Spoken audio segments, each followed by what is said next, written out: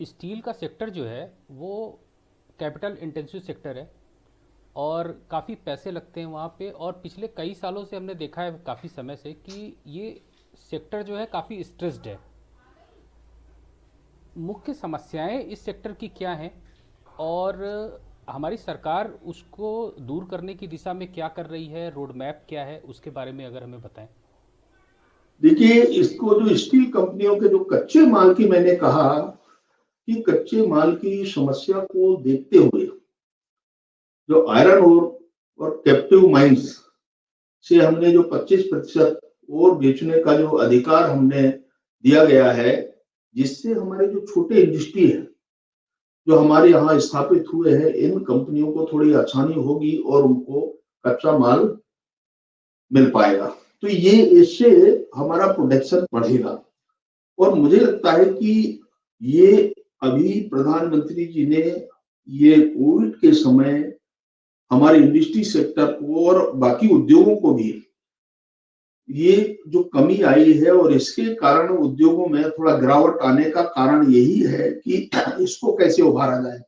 क्योंकि दूसरे तरफ हम एम्प्लॉयमेंट की बात करते हैं और जब हमारा प्रोडक्शन नहीं होगा, मेन पावर है उसको हम 50% करेंगे, तो ऐसे कई तरह के संकट आए हैं। परंतु आज पूरे भारत की तरफ देखें तो आज पूरे विश्व में ये कोविड इस परिदृश्य में आज लोग भारत की तरफ देख रहे हैं।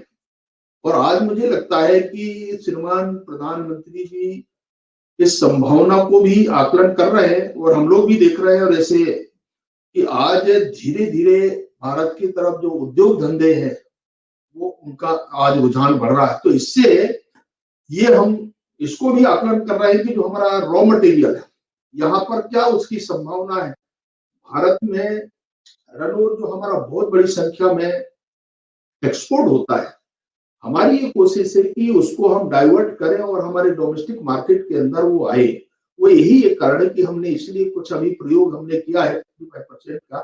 तो हमारे स्थानीय उद्योगों को बढ़ावा मिलेगा और लोग उस पर ज्यादा से ज्यादा पार्टिसिपेशन कर पाएंगे और हमारा प्रोडक्शन बढ़ेगा। और जब प्रोडक्शन बढ़ेगा तो जो हमारी जरूरत है उसको हम पूरा कर पाएंगे। ये एक बड़े तौर से कल्पना हुई है इसके अंदर। और मुझे लगता है कि एक बहुत बड़ा अचीवमेंट होगा भारत के लिए, खास तौर से स्टील सेक्टर में। जब हम इसको रोक पाएंगे तो इसके बारे में भी हमारी कल्पना है। और निश्चित तौर से मैं कह सकता हूँ कि जितना हमारे पास है अभी मंच का, उसके बारे में भी हम लोग सोच रहे हैं कि जहां जहां है राज्यों से बात कर रहे हैं और जो हमारे पास एलोकेशन नहीं हो पाए हैं उनसे बातचीत करके, क्योंकि उसका जो हिस्सा है रॉयल्टी है वो राज्यों को मिल रहा है। और इसीलिए हमने उन लोगों से भी आग्रह किया है कि इस दिशा में सोच करके इसका जितना जल्दी हो सकता है निपटारा वो किया जाना चाहिए।